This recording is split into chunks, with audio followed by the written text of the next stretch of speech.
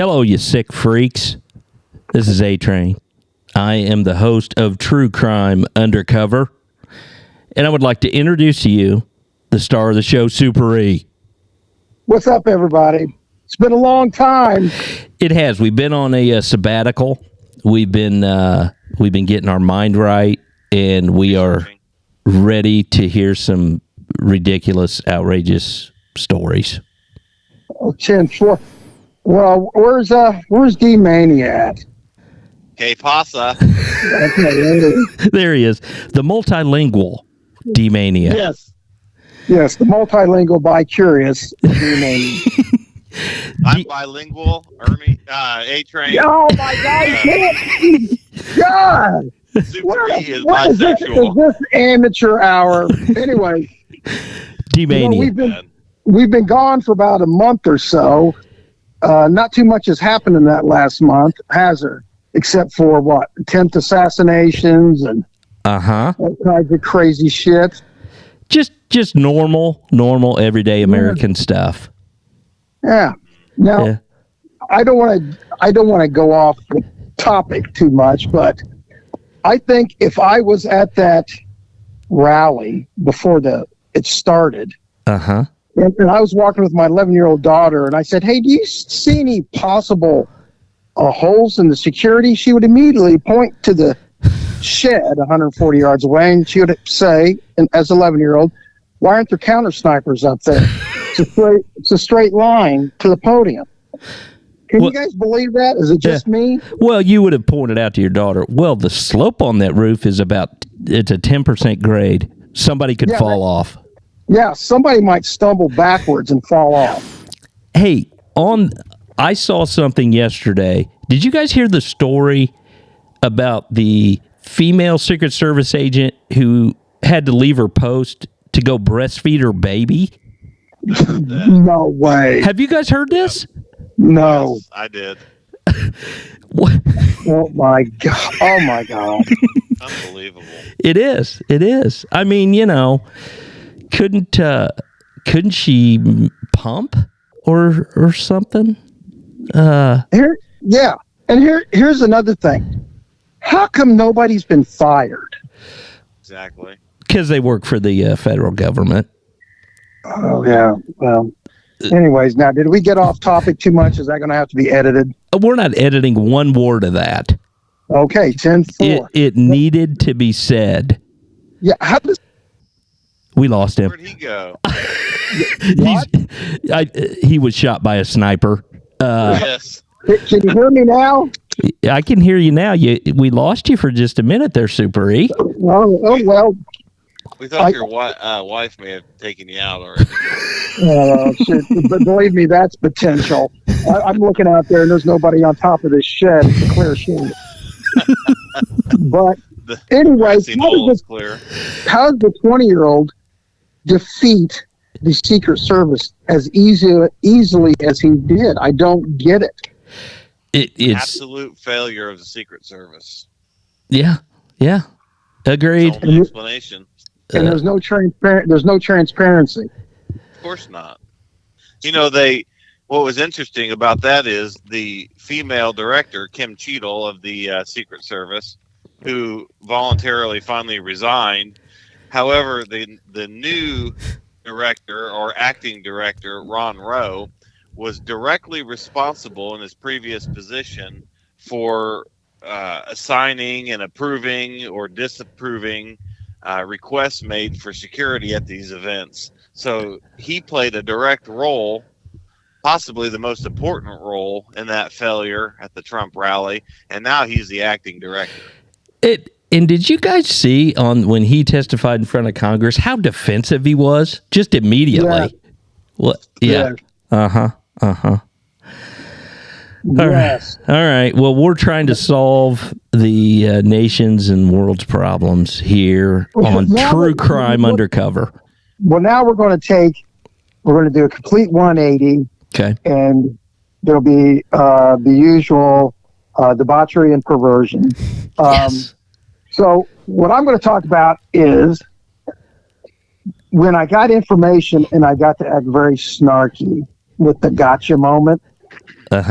on a drug dealer, a weed dealer, and I'll talk about that, and then we'll get into the usual stuff there at the end of it.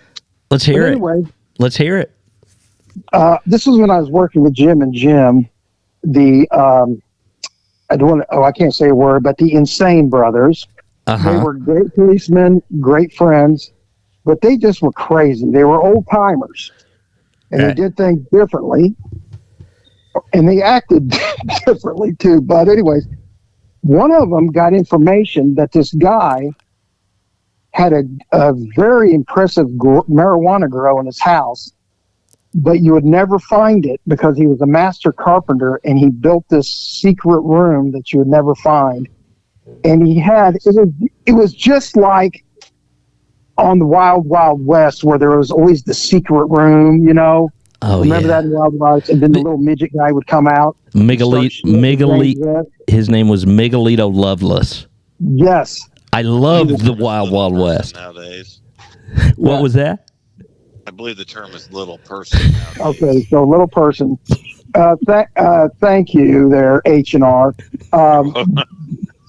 But anyways, so we get a search warrant because this informant gave us information, saw dope there and everything about it, and especially how to get into the room. And it was all a little button that you had to hit. Mm-hmm. So we knock on the guy's door. We don't kick it in because, you know, he's not going to be able to destroy all the dope.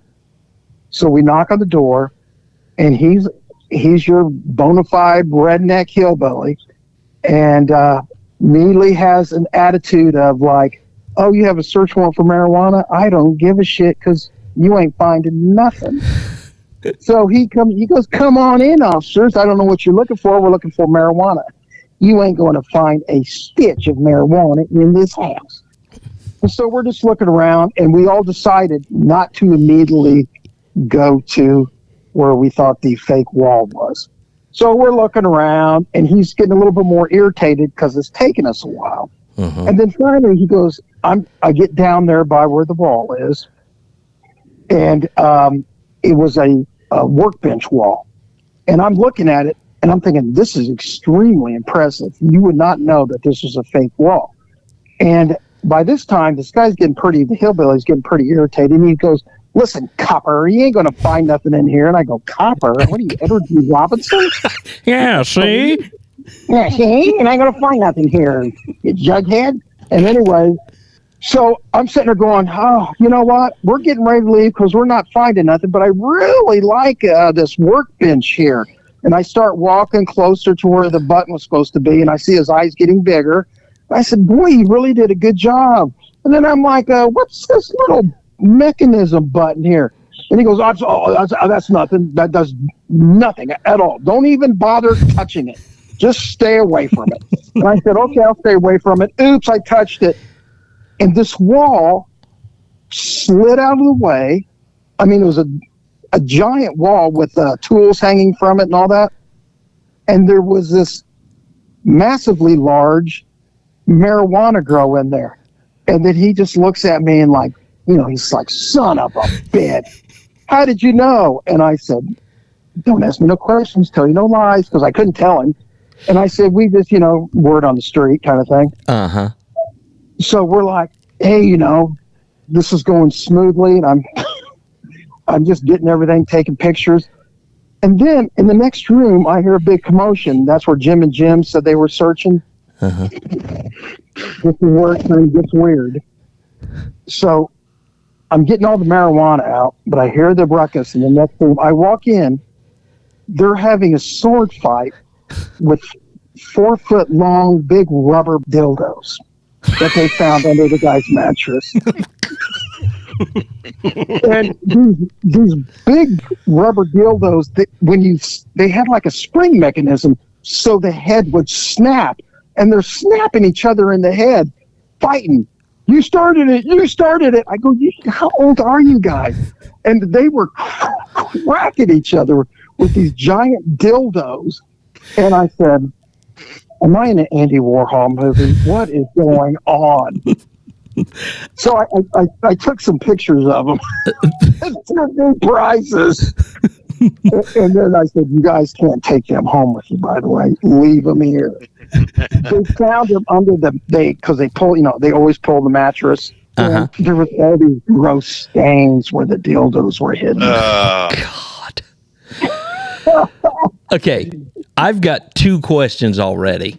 All right. Go okay, ahead. So I might have been asleep and missed this part of it, but how did you know where the secret button was? The informant told us because this guy was bragging about how good of a carpenter he was, and he goes, "Look at this." And he goes, "Nobody knows about this." And he goes, "I got nothing to worry about because nobody will ever tell about this." Oh, he had. And 5 minutes later, this guy's on the phone to Jim and Jim. He had to open his big mouth, didn't he? Right. Okay. Now, who was sleeping through it? I was. I'm sorry, I missed that part of it. So here's question number 2. On these dildos, what kind of spring mechanism? What's that? I don't know what was inside it, but if you would, you would sling it. Yeah. They would bend and then snap like those. What were those things that batons that kind of they would kind of snap? Yeah, asp. They were kind of like that. And they were cracking each other with them. It was an asp dildo. It must have been one of those positional dildos where you could change the shape of it. I don't know, but you could have robbed a bank with them dildos. It sounds to me like D-Mania's got a lot of experience with those. He's going to go down a dark path in about 5 seconds here. So, you made a big marijuana haul. Super. Yes, but that was all superseded by the giant dildos that were discovered. Well, absolutely. Now, were the dildos taken into evidence and placed in the property room? Did you leave them? No, I didn't want anything to do with them. I said they can have them. I don't want to be touching these things. I mean, they sounded like dangerous weapons to me, but that's just what I'm hearing. They had a nasty film over them. Super E. Yes. It's a good thing during that dildo altercation. It's a good thing that those 2 officers weren't Tark Tyson schmod with their He'd have walked into a different dildo battle. Oh my God. It would have been. They'd have been playing a game called Hide the Dildo.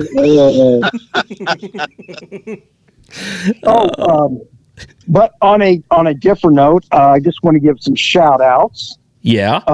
I was at my good buddy Ron's funeral. He sadly passed away at age 83. But at the funeral, we saw all the old timers were there, and one of our ardent listeners, Detective Bob Flack, Bobby, was there giving us moral support. We thought that we lost our listeners, but he says no. You guys need to start making more podcasts, and he says he listens to everyone.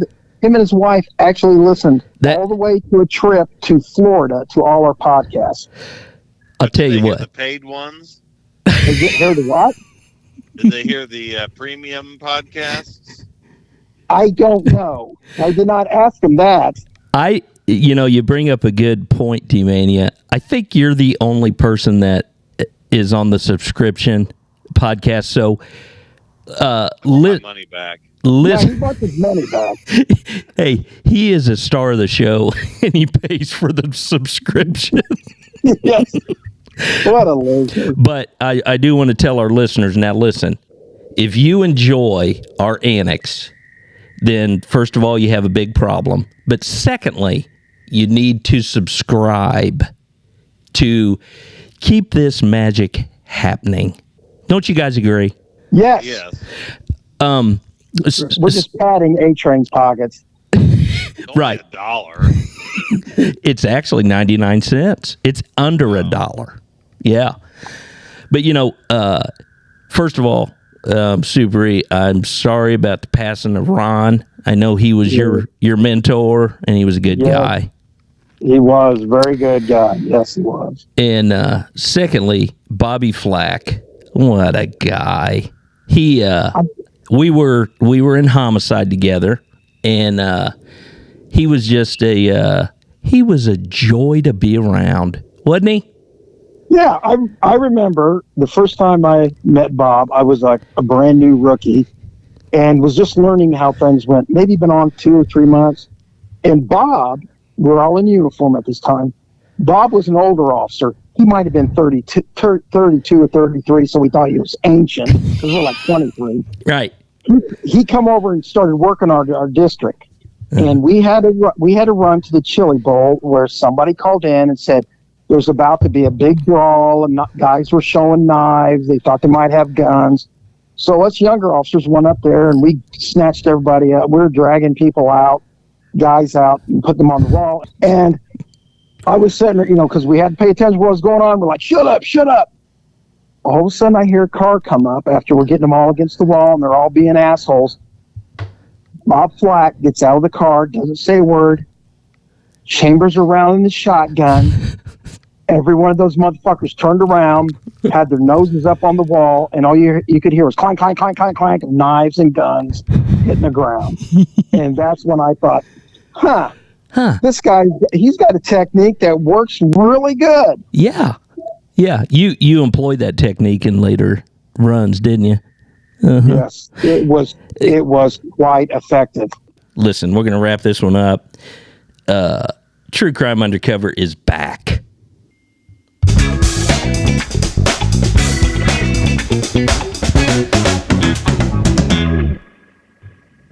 And we're out.